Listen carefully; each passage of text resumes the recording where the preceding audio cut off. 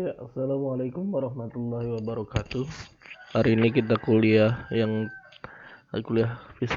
pengantar fisika nanomaterial yang terlewat kemarin. Hari ini kita akan belajar tentang nanofabrikasi.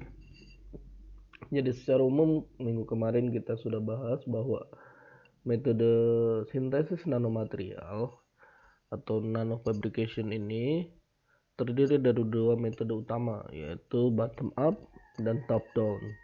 The bottom up itu disusun dari kimiawi, kemudian membentuk nanopartikel atau nanostruktur. Kalau misalnya top down itu material besar kemudian dipecah menjadi nanopartikel atau nanostruktur, sehingga kita sebut dia adalah top down. Nah, secara umum di sini akan dijelaskan beberapa metode nanofabrication, misalnya litografi, shape assembly, dan seterusnya. Ya, secara umum ini yang paling mudah, metode litografi. Metode litografi ini adalah metode membentuk dimensi menggunakan perangkat-perangkat lito atau pengangkatan kimiawi, ya. Jadi dia sangat presisi, dia ukurannya bisa kurang dari 50 nanometer walaupun dia mahal, ya. Jadi biasanya proses fotolitografi ini banyak digunakan untuk mass production. Misalnya ada fotolitografi, elektron beam litografi, dan seterusnya. Jadi intinya si struktur nanostruktur ini dibiji menggunakan atau dicungkil-cungkil menggunakan bahan kimia dalam tanda kutip, ya. Dicungkil, jadi dikasih bahan kimia sehingga reaktif, kemudian terangkat, dan seterusnya. Ya, contohnya ini misalnya. Oke.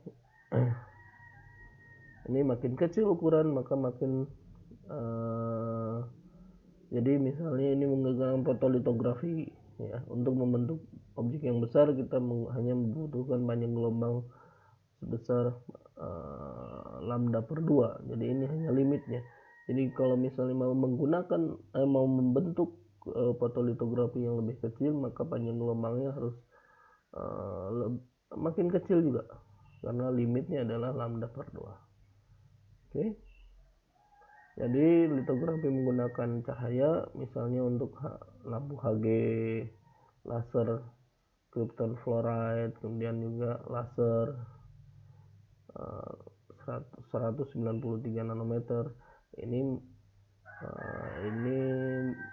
panjang gelombangnya lebih kecil sehingga resolusinya juga di sini.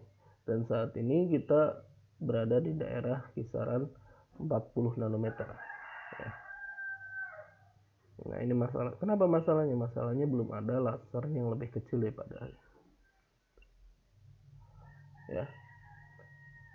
Jadi cara pertamanya adalah diberikan ini misalnya wafer atau material yang ingin kita bentuk, kemudian kita beri laser cuma untuk untuk memperbesar atau mengarahkan cahaya pada materialnya, diberi air sehingga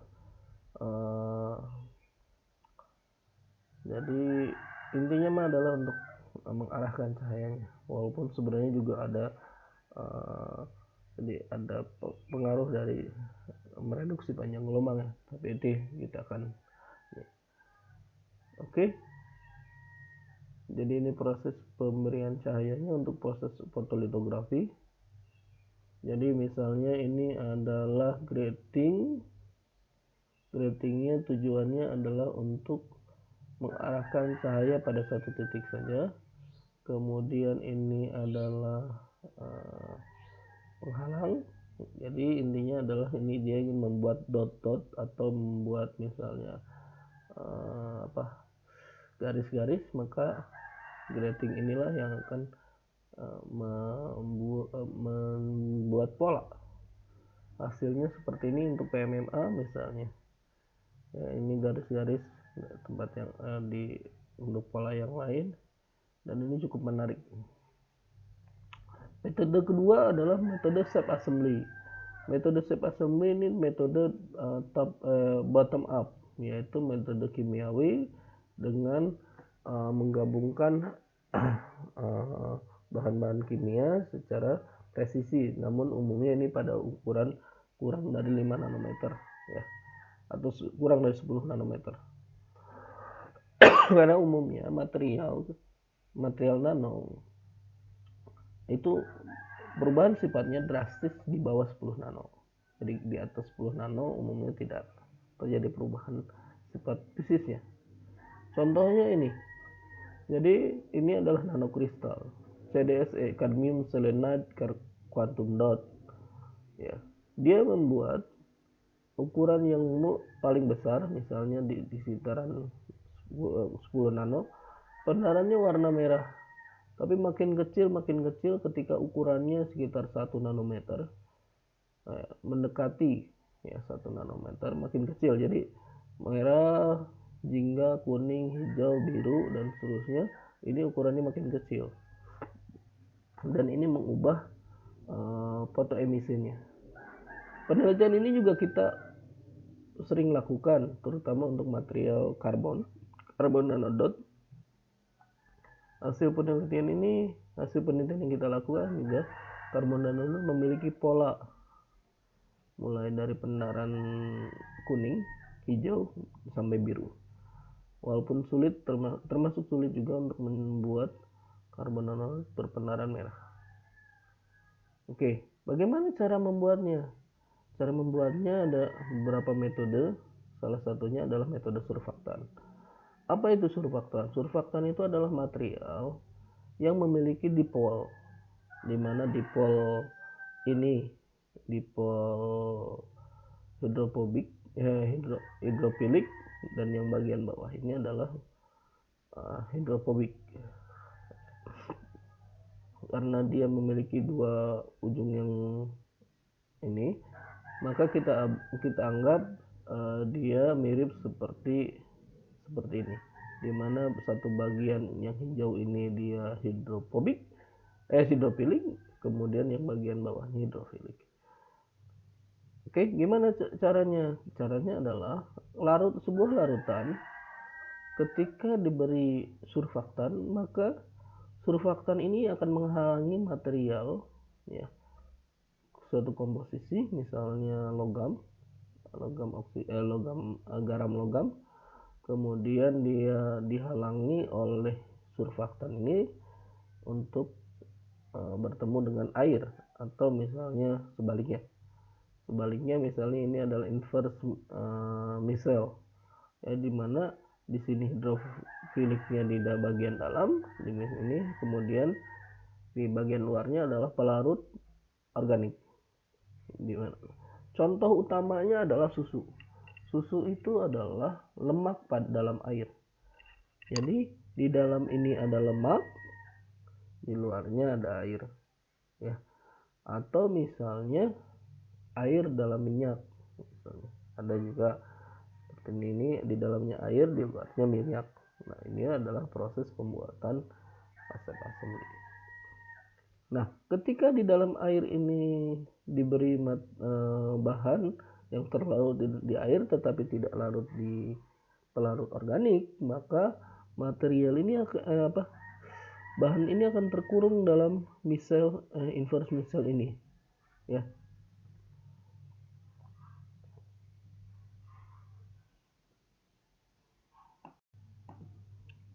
Oke, contohnya adalah, jadi kemudian dari material ini kemudian dipanaskan pelarut organiknya, sehingga yang tersisa adalah material yang terkurung dalam surfaktan.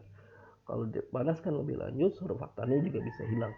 Artinya kita dapat membuat material yang kecil-kecil terpisah dari material lain, dan kita sebut ya adalah nanokristal. Kita kumpulkan, kita lapiskan ke dalam, kita buat yang sangat banyak, kemudian kita lapiskan di atas permukaan kaca, maka kita akan dapatkan bahwa nanokristal ini akan tersusun sangat rapi ya, akan tersusun sangat rapi dan membentuk struktur dua dimensi ya. Bisa beberapa lapis membuat nanostruktur 3 dimensi ya. Ini contohnya adalah partikel magnetik ya, menggunakan oleic acid dan selanjutnya. dan kemungkinan pelarut organik. Ini contohnya misalnya pembuatan nanokristal dengan bentuk khusus. Ini menarik. Kemudian juga kita bisa menambahkan katalis lainnya misalnya atau aditif lainnya, misal kalau di sini adalah RH rhodium ditempelkan di nanopartikel TiO2 sehingga TiO2-nya memiliki yang tadinya band gap-nya besar menjadi band gap lebih kecil. Ini contohnya adalah zeolit. Zeolit ini adalah struktur unik di mana kumpulan tetrahedra ini membentuk struktur zeolit. Struktur zeolit ini terlihat seperti amorphous padahal dia adalah kristal. Ya, tapi dia memiliki lubang-lubang yang cukup besar sehingga si air kemudian atau bahan kimia bisa masuk ke dalam lubang-lubang ini. Ya, akhirnya lubang-lubang ini dianggap sebagai penyerap yang sangat baik. Kemudian juga ada set assembly di mana nanopartikel ini disusun sangat rapi. Ini adalah set assembly untuk silikon 7x7 ini atau lainnya ya. Ini contoh menarik set assembly atom per atom. Nah, ini juga set assembly atom per atom. Nah, dan ini cukup menarik. Oke. Nah, ada selanjutnya nanowire. Nanowire itu adalah sebuah dianggap sebagai kumpulan kawat dengan panjang yang tidak terbatas, tetapi dimensi dari diameternya itu terbatas dalam skala nano dari kurang dari 100 nanometer. Dan paling umumnya adalah contoh yang paling umumnya karbon nanowire. Jadi karbon nanowire ini adalah kumpulan karbon tubular yang berdimensi nano tetapi panjangnya tidak terbatas. Ada beberapa jenis, ada multi-wall karbon nanowire atau karbon nanowire sendiri. Jadi intinya adalah tubular ini terbuat dari karbon ya, dan bentuknya seperti tubuh. Nah, ini ada juga silikon nanowire ditumbuhkan di atas permukaan substrat, membentuk seperti tiang-tiang yang berada di tengah lapangan, dan ini cukup menarik. Nah, yang menarik adalah dia membutuhkan metal cluster. Metal cluster itu adalah katalis untuk menumbuhkan. Jadi dia akan tumbuh ke bawah, tumbuh di bagian bawahnya, naik ke atas dan seterusnya. Ini laju pertumbuhannya, ini awalnya klasternya, kemudian naik dan seterusnya membentuk nanowire. Dan ini umumnya digunakan untuk membentuk silikon nanowire atau yang lainnya. Ini contohnya. Ini contoh dari ZNO nanowire. Nah, kalau ini menggunakan larutan presitipasi. Jadi ada daerah misalnya substrat, kemudian diberi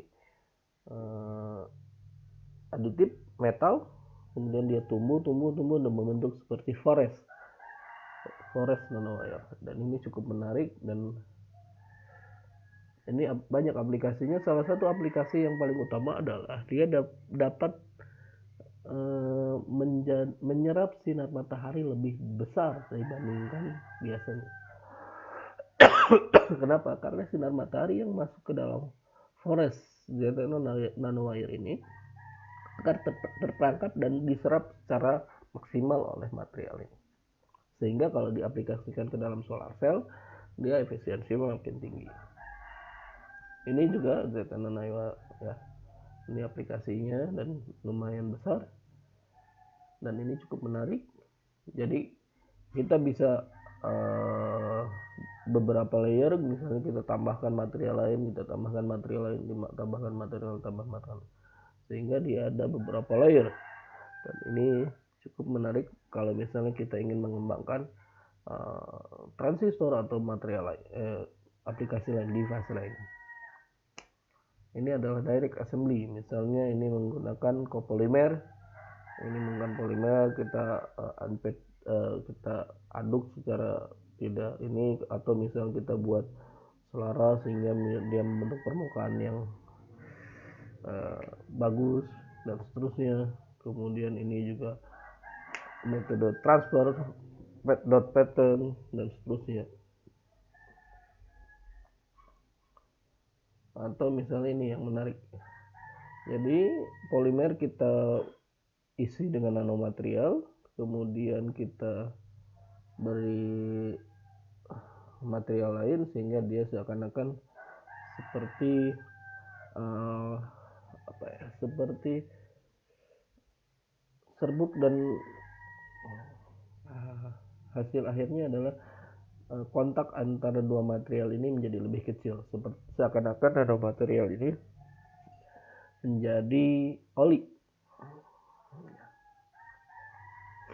Ini contohnya adalah aplikasi magnetic storage. Ini adalah aplikasi nanomaterial di mana piringan ini terdiri dari dot nanomagnetik, dan ini bisa kita ubah ketika kita memberikan medan magnet dari luar, sehingga dot magnetik dianggap sebagai sinyal 1 0 1 0 dan seterusnya.